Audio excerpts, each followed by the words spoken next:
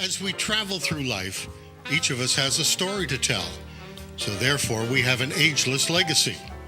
Our show will focus and reflect on the stories from men and women who have reached the mature age of 50 plus in life and wish to share their journey from then till now.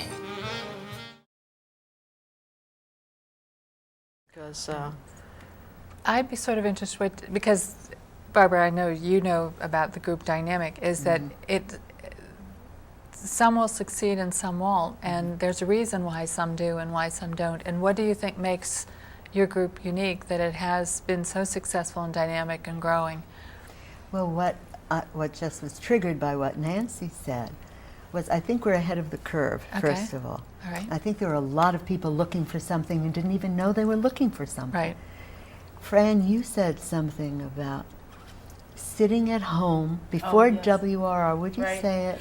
Yeah, something I expressed to Barbara was when I first joined the group, and as the group grew, I made friends with the people in the group.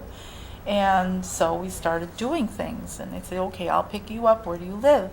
Oh, I live over here. It's like a mile from my house. And then the next person is half a mile from my house. And the thought struck me that here I was sitting at home alone, thinking of all these wonderful things I'd love to do and no one to do them with. And there were all these people that lived so close to me. And the thing that struck me is that we were all in our own homes or apartments Right. alone, not knowing that the other people were there.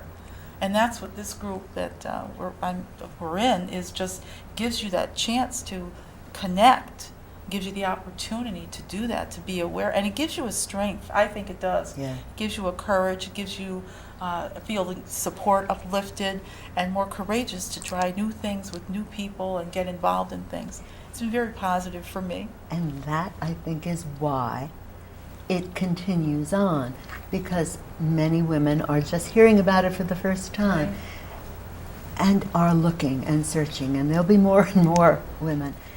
And the word that Fran used is connect. Mm-hmm. Do you know any woman who doesn't want to connect with another woman? Just to share something, whether it be an activity or her heart or her pain. Right. I think it's the nature of women to want to connect to one another. And so we present so many different possibilities for doing that. And I do agree with you, group dynamics, absolutely. People will fade away. They'll find friends, they'll find activities, Right. they'll find a new purpose in life, and there will be new ones. Yes, yes. Well, that's what I think. If it feels like an open door and not something that feels like, you know, the in group, the out group, the whatever, if it really is just great, we hope that you get so confident and so connected that you don't need us anymore. That's exactly right. That says it perfectly. And there is no charge for Right, the yes. people come if they want Right. to, and they don't come if they don't want to. So there's no pressure.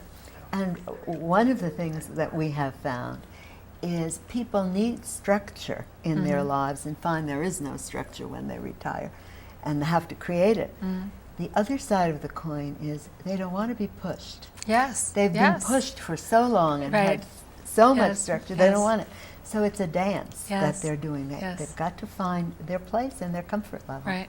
Well, I think one of the things that I saw when you first described the group to me was that because you can participate in this or that or whatever, there's no, you know, like you ought to go to meetings, you ought to, there's none of that. It's you participate at the level that's comfortable for you, and what's comfortable for you at one time may be different than at another, and so it's a sort of fluid thing, which is very nice. That's a lovely word. Fluid.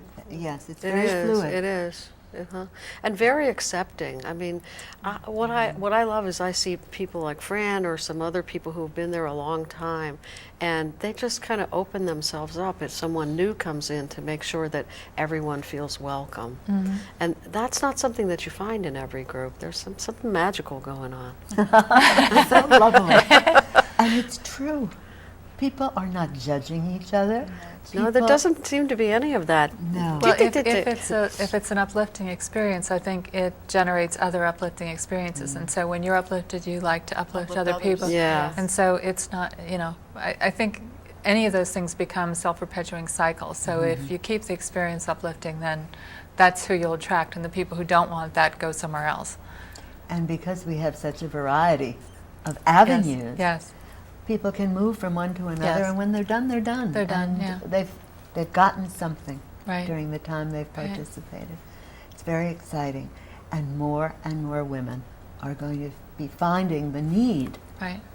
to connect with other people at this time of life. Well, how are you letting people know about your group? We put something into the local papers, and we're here. And Yes. And it isn't easy No, to get and the word out. No, it isn't. But I think a lot of it comes from word of mouth. Right. Yes, I'm I sure. think one woman talks to another woman, and pretty soon 5 women come, you know. And I think a lot of it is word of mouth. I think so too. Well, you also have a blog. We do. Maybe you can tell us the blog name. Nancy? Well, it's Women Redefining Retirement.blogspot.com. And I actually will be teaching some of the women at our next meeting how to run the blog, because some of them weren't exactly sure about that. So we'll do a little demo. Well, you on know, that. it's interesting that I'm running into more and more. We have a blog, and I'm running into more and more people who I've interviewed who do have blogs.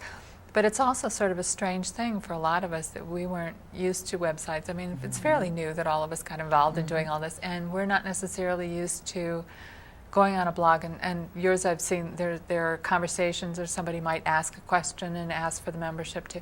And some people, though, may not be used Right. to The doing technology, that, the right. technology and Yeah, stuff. So right.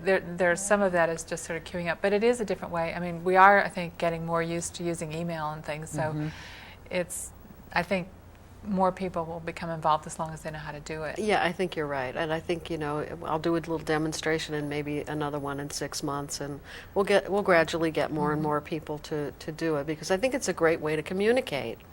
And since we only do meet once a month, it's a wonderful way for people to keep in touch with each Yes. other during the month, and maybe plan events, you know, sort of spontaneously. Well, I was also wondering what your age group is, I mean, the demographic that you have, because actually, even as people become more infirm to get older, they still want to have a sense of community.